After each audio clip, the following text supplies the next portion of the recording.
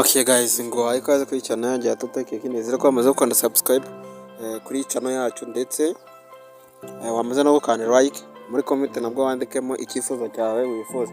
Guys, ngiye kwereka uburyo ari amafaranga 2141 uburyo nyabikuye kuri platform nkuko nayibabwiye ejo bayita Flips Farm.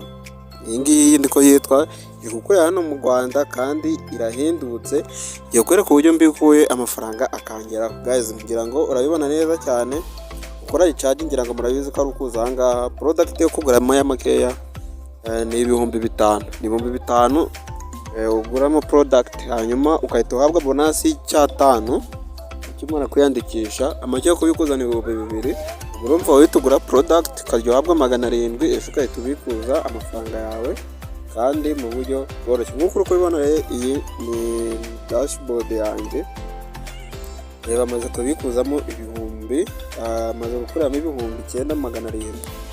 Urabona yuko aha ngaha nashoye uyu munsi nakoreye 2140 yaturutse kuri product yanjye.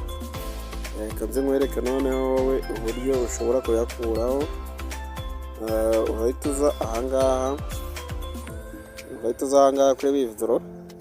Nuko kanda kuri withdraw, ngira ngo urabona neza cyane yuko ari 2140 niyo ari kuri balance yanjye, niyo ngiye gukuraho.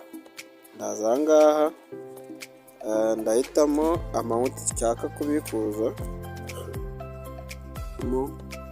wandikamo aha ngaha wandikamo amount yawe ushaka kubikuza. Ngira ngo urabibona bya 2 maze kubikuraho. Urabona aha ngaha barimo nimero yawe ya telefone, hano gashyiramo password yawe yo kubikuza.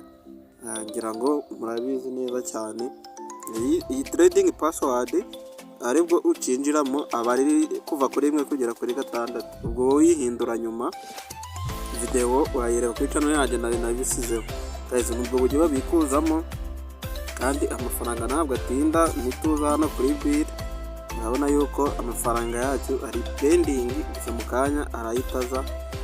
Naza abari muri group yanjye leta mbereka screenshot. Ngira ngo urabona yuko aya ni product naguze.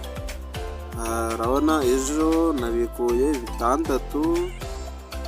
Ngira ngo urabibona neza cyane, nagiye mbikuramo amafaranga menshi. Dore hano nabikuyemo 31,500. Okay, ngira ngo urabona yuko rwose iyi business rwose iragenda, amafaranga ari kuza ari menshi.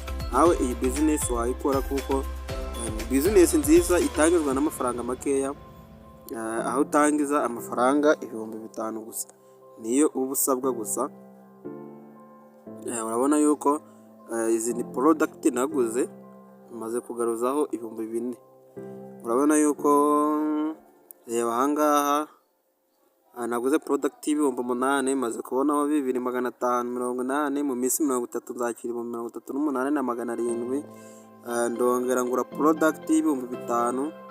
ubwo naguze product ebyiri, naguze product 5000 bama 700 hafi 800 ku munsi, hanyuma ngakanda. ubwo ni nkaho nkorera 800 kuri product kako na check in nayo iba irimo. Nzahabwa 11,800 mu minsi 15. ubwo urumva yuko maze kubona y'C5 ku mafaranga 5 yari nashoye. Ngira ngo urabona yuko iyi ni business nziza wakora, harimo ama product menshi, nawe wahitamo product ushaka.